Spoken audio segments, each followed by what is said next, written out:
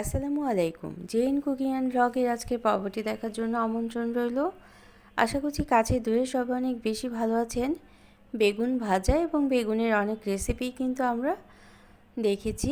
তো আমার আজকে একটি ইউনিক রেসিপি শেয়ার করছি বেগুনের, মুগ ডাল দিয়ে এবং বাদামের একটা পেস্ট দিয়ে।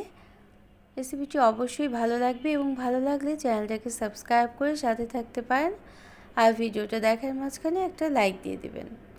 মাঝারি সাইজের একটা বেগুন পাতলা স্লাইস করে কেটে নিয়েছি এবং কোয়ার্টার কাপ মুগ ডাল 1 ঘন্টার মতো পানি দিয়ে ভিজিয়ে রেখেছিলাম, ধুয়ে নিয়ে। তারপরে আর একটা আলু স্লাইস করে কেটে নিয়েছি। তো বাদামের পেস্টটা করার জন্য আমি কারি পাতা নিয়েছি এবং 2 টেবিল চামচ পরিমাণ চীনাবাদাম নিয়েছি।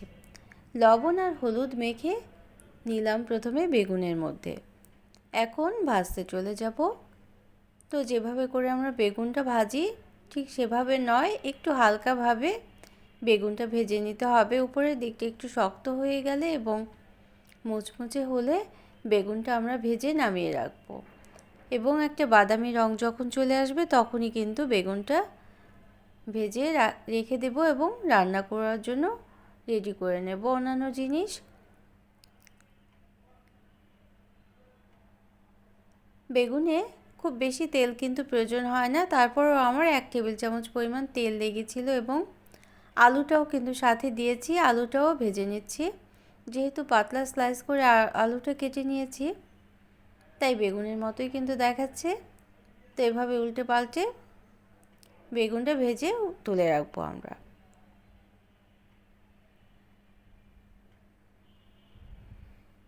তো বেগুনটা আমরা তুলে রাখলাম, ভাজা হয়ে গিয়েছে। এখন বাদামের পেস্টটাও রেডি করে রেখে দেবো। এজন্য 2 টেবিল চামচ পরিমাণ চীনাবাদাম এবং কারি পাতার 2টো ডাল নিয়েছি ছোট সাইজের। এর পরিবর্তে ধনেপাতাও নেওয়া যেতে পারে।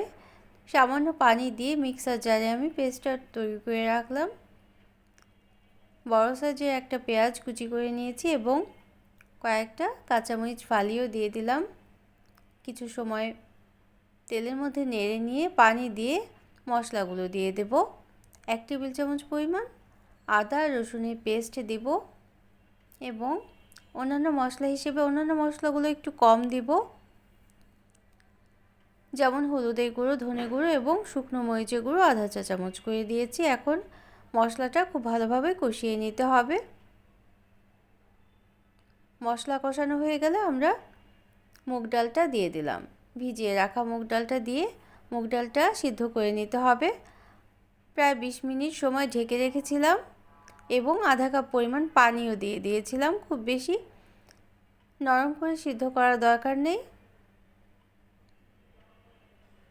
জাস্ট সিদ্ধ হয়ে গেলেই আমরা ঢাকনা খুলে নেড়ে নেব। 20 মিনিট রান্না করার পর এরকম হয়ে গিয়েছে এবং আমরা বাদামের পেস্টটাও মুগ ডালের মধ্যে দিয়ে দেব। এখন এই মুগ ডালের সাথে বাদামের পেস্টটা কিছু সময় ভেজে নিতে হবে, যাতে বাদামে যে একটা কাঁচা গন্ধ থাকে সেটা চলে যায়। তো এই রান্নাটা একবার করে দেখবেন, অনেক বেশি মজাদার হয়। চীনাবাদাম দেওয়াতে হালকা একটা মিষ্টি ভাব তৈরি হয় আর কারি পাতার একটা স্মোকি ফ্লেভার থাকে। আর বেগুন সবসময় একই রকমভাবে রান্না করে খেতে কিন্তু ভালো লাগে না। মুগ ডালের সাথে এভাবে একবার করে দেখবেন, অসম্ভব টেস্ট হয়। আশা করছি ভালো লাগবে। আর ভালো লাগলে যারা নতুন ভিজিট করছেন চ্যানেলটিকে, তারা চাইলে চ্যানেলটিকে সাবস্ক্রাইব করে বেল বাটন প্রেস করে অল অপশন সিলেক্ট করে সাথে থেকে যেতে পারেন। তাহলে নিত্য নতুন রেসিপি দেখে নিতে পারবেন এবং ভিডিওটা দেখার মাঝখানে অবশ্যই একটা লাইক দিয়ে দিবেন আর শেয়ার করতে পারেন ফ্রেন্ডস অ্যান্ড ফ্যামিলির সাথে। তো ভাজা বেগুনটা দিয়ে দেওয়ার পর ছড়িয়ে দিতে হবে। খুব বেশি নাড়ানাড়ি করার কিন্তু দরকার নেই। আমরা জানি বেগুনটা কিন্তু খুব নরম হয়, ভেঙে যেতে পারে। এজন্য ছড়িয়ে দেওয়ার পরে আমি আধা কাপ পরিমাণ পানি দিয়েছিলাম। পানি দিয়ে একেবারে লো আছে চুলায় রেখেছিলাম 10 মিনিটের মতো। তো আলুটা সিদ্ধ হওয়া একটু বাকি ছিল, এজন্যই আমি 10 মিনিট রেখে দিয়েছিলাম। আর ধনেপাতা কুচি দিয়ে দিলাম, সামান্য জিরে গুঁড়ো ছড়িয়ে দিয়েছিলাম।